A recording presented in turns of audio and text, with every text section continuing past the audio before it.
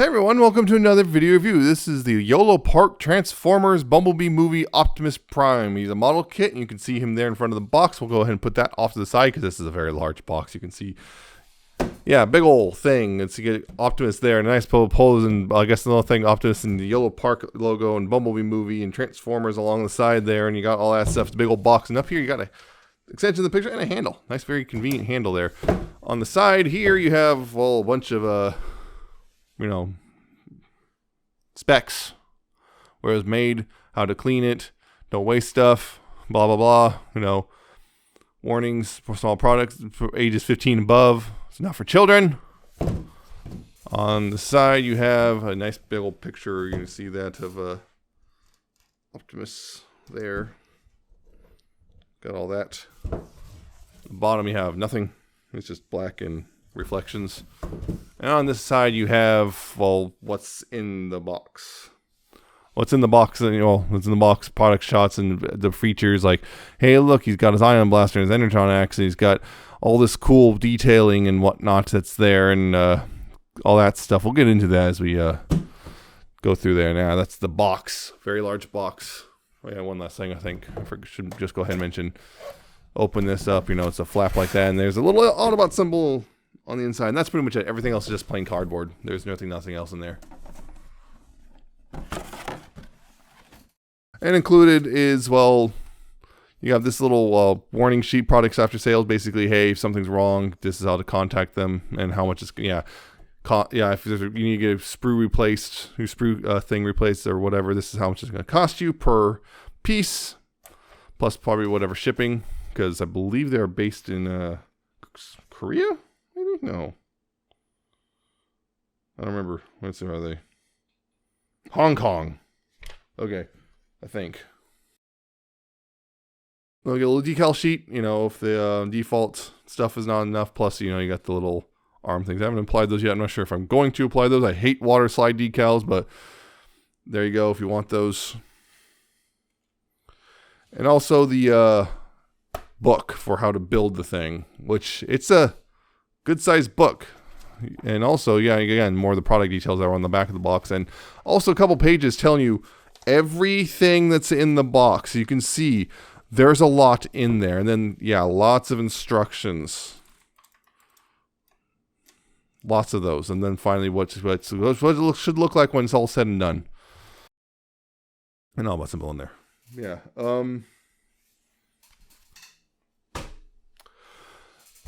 There's a lot. There's a lot here. So I was planning on doing a build video when I first ordered this guy, and then I discovered that was very not feasible because, well, it took me 15 hours to build this thing. There is no way in hell I'm going to do a 15-hour build video or whatever. I thought maybe I was splitting apart or something, or maybe something edited or something. I don't know, and it just kind of became like, this is not going to happen. There's not going to be any way to film it.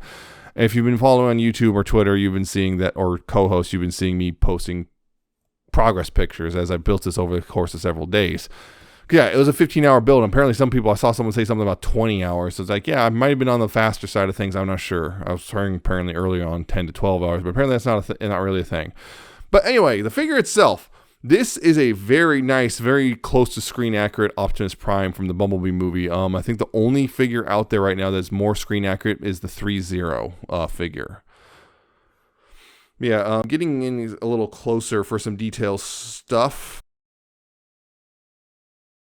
You have, well, you can see his face right there. You can see the nice silver detailing and all that little lines on his face there. You got the Autobot symbol on his shoulder. You got his chest windows and all that tech detailing and all that stuff. You got the silver thighs and lots of like mechanical detail on the legs and stuff. You got the blue and the vents and silver and all that stuff. You got his hands, and again, more detailing on his arm. You can see all that. Look at all that stuff. We'll get more into that to do with smokestacks and all that. You got his back, which again, lots of silver and gray and red there, and all the spinal detail. Again, more detailing there and all that, and even little pistons and everything. He's got a lot of stuff. He's got a lot of stuff going on, for sure. Yeah, because that's the thing. It's, you build this. It is very intricate. There's a lot of pieces you put together, and the reason it's so intricate is because of how he works. And yeah, you can see that.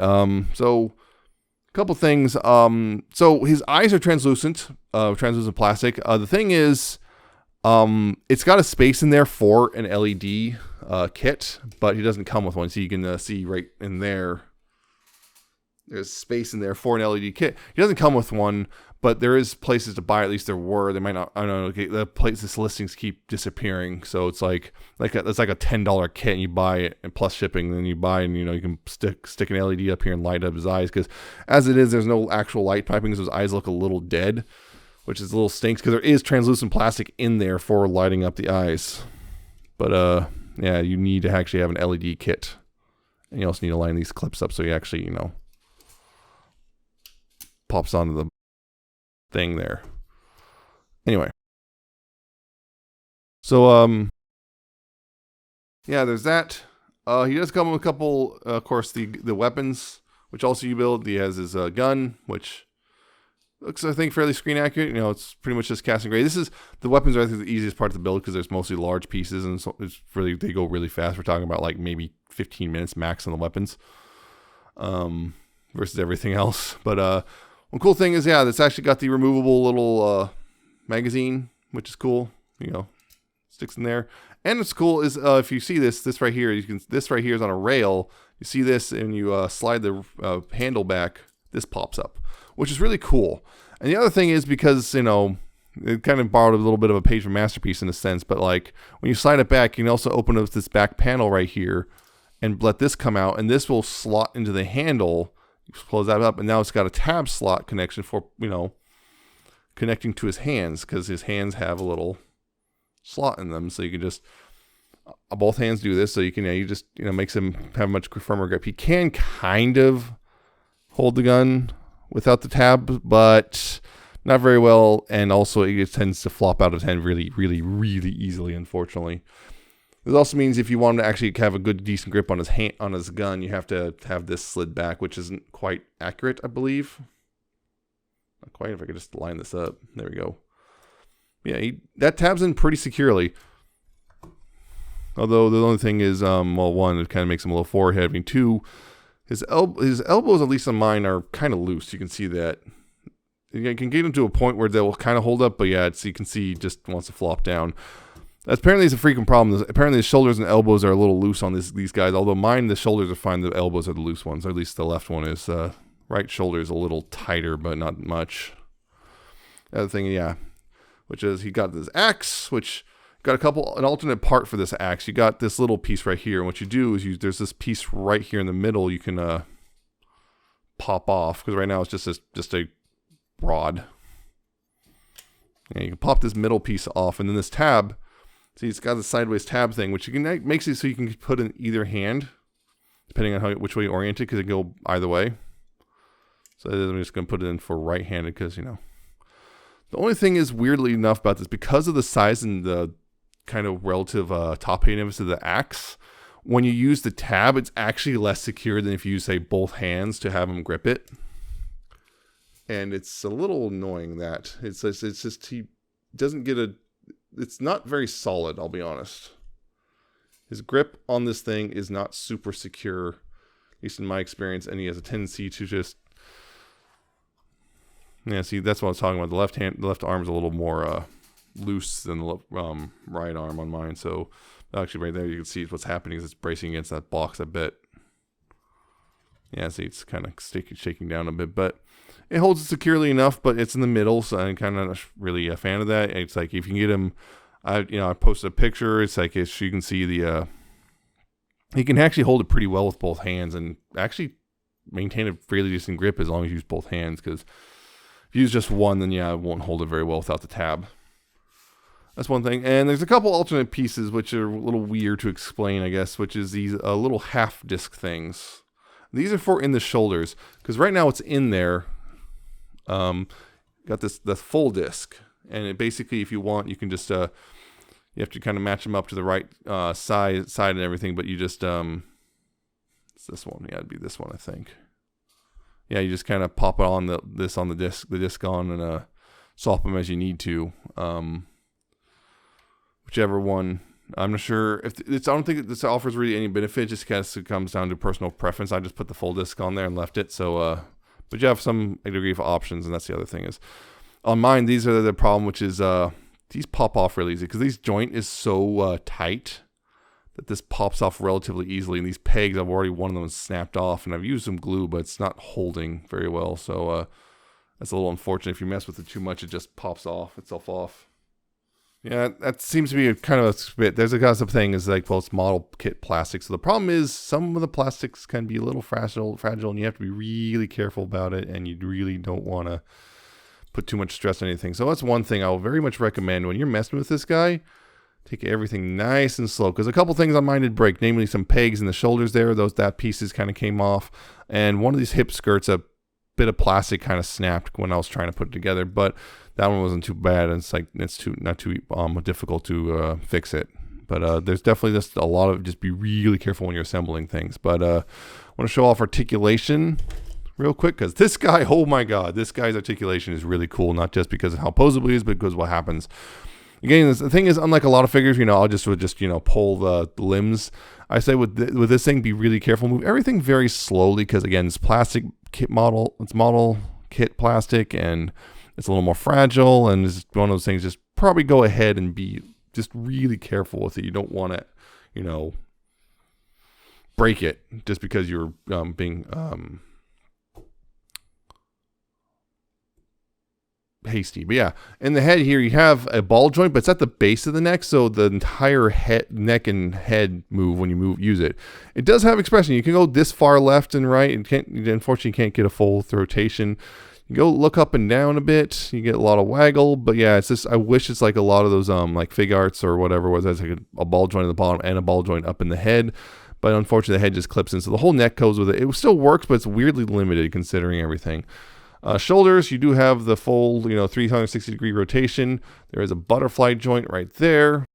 Outward, you do have, well, there's multiple joints here to allow this, well, full outward with, and everything. And it looks nice and clean there. And then, yeah, you can just do that. There's a bicep swivel, and that just came off because, well, that's good news. That's on a ball joint, so it doesn't take too much. But yeah, when you use that bicep swivel, you might want to lift this up a bit, just, clearance for clearance's sake. But yeah, you got that bicep swivel there. The elbow is really cool because well, you see that, but I'm going to try to zoom in a bit. You can see those pieces are like, those pistons are moving and stuff. And what's cool also is this piece is like sliding, like pieces are moving and exposing themselves. You can see that. It's really cool. That's the thing. Down here at the hands, which is, this is another cool thing.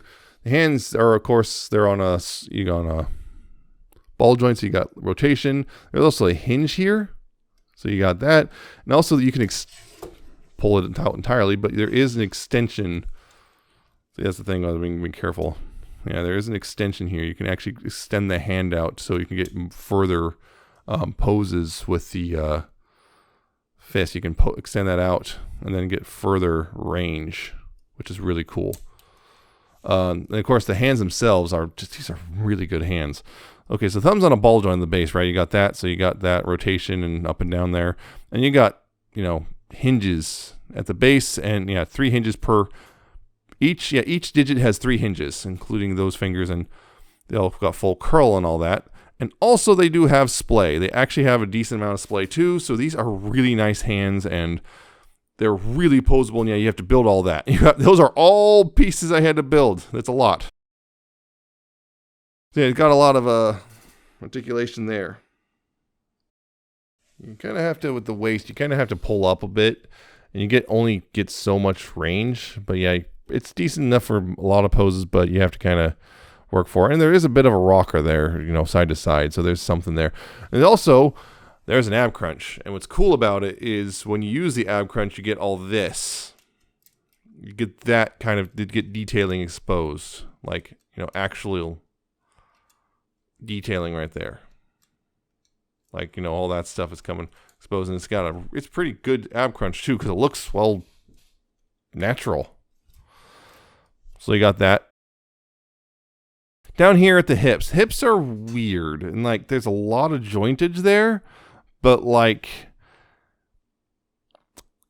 it behaves in weird ways. So you got the hip skirts and stuff. You got that. These can't really flare out like this because of the way they're designed. You have to kind of more or less get those out on this little rotation point. And these skirts can, yeah, those are going to go back too. You see there in the hips, so you got multiple joints in there. You got this basic, forward back rotation, which because of shaping and stuff, you kind of have to work around stuff, but you can get that. You get a little bit with that, but then there's another hinge in there which lets you, move that outward. And then they get you more range forward and back. You see, like that. And then there's yet another hinge inside the hip there, right there, which again is more tech detailing exposed and gets you more upward. Not a whole lot more. You only get that much more upward, but it's still a lot of intricacy. So it's weird. You feel like this should be going to be able to point up even higher, but it can't because of all molding. The molding of all that stuff that prevents it. So you got a lot of posability in there. The only thing is this side skirt's kind of weird just because you have to flare it out like that versus actually outward. But also outward, speaking of,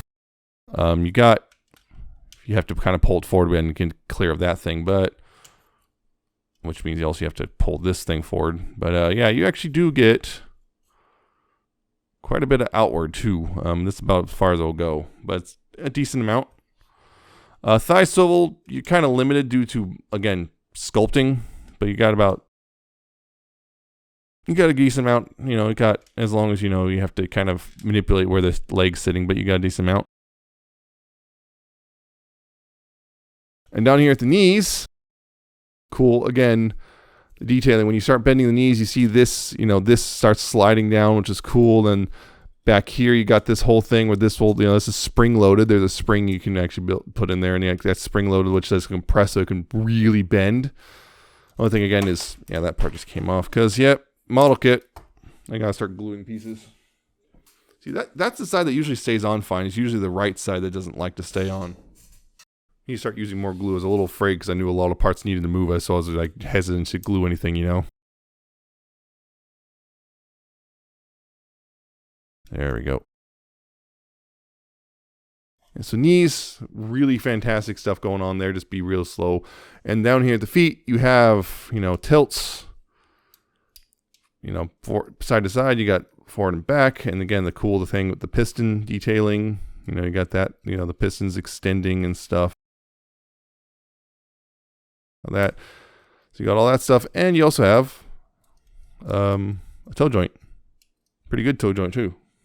Got all that stuff. So yeah, pretty good posability. Just again, be really careful when you're doing it because, well, it's a model kit, and some of this stuff does not like to play nice. Now the other thing about this thing is I almost forgot to mention this, which is up in here, the chest can actually open. There's like kind of hinges in there, multiple hinges in there to get these kind of sitting nicely. Yeah, you can see that. This is a little tricky. You have to kind of get this, like this part right here has to unclip too. You have to bring that down, and then this can come down and kind of slot in there, and this can fold up, and hey, look, you got a matrix.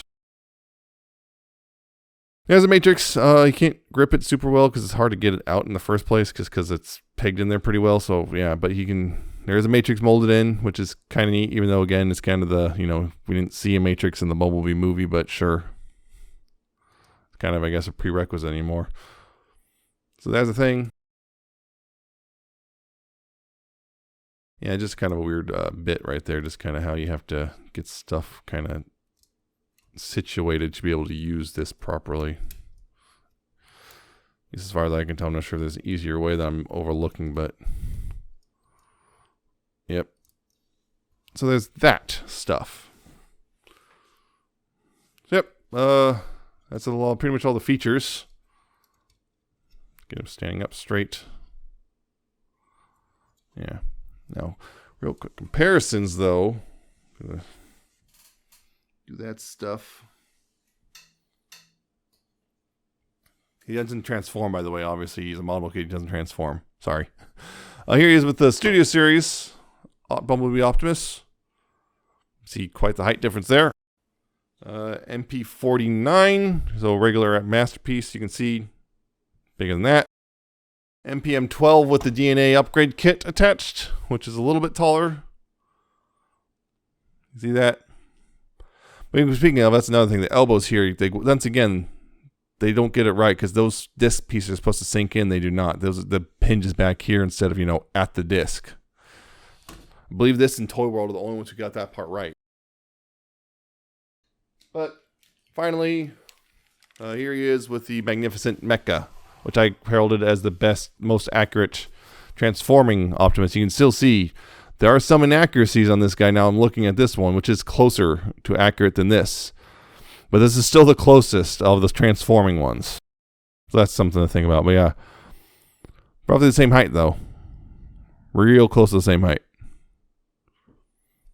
There you go.